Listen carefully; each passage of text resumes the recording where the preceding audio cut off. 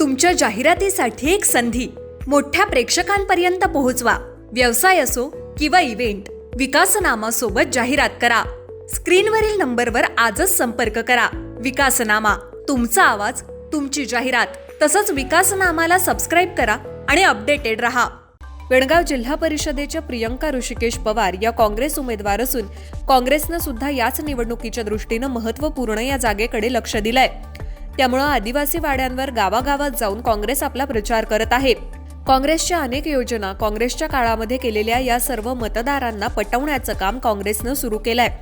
त्यामुळे बेळगाव जिल्हा परिषदेत निवडणुकीच्या दृष्टीनं प्रियंका ऋषिकेश पवार या मैदानात उतरल्याचं दिसून येत आहे.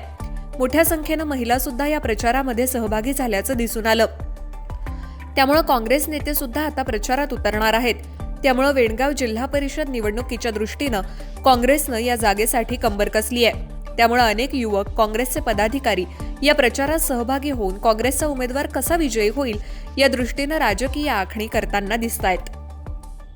तुमच्या जाहिरातीसाठी एक संधी मोठ्या प्रेक्षकांपर्यंत पोहोचवा. व्यवसाय असो किंवा इव्हेंट, विकासनामा सोबत जाहिरात करा. स्क्रीनवरील नंबरवर आजच संपर्क करा. विकासनामा, तुमचा आवाज, तुमची जाहिरात. तसंच विकासनामाला सबस्क्राईब करा आणि अपडेटेड रहा.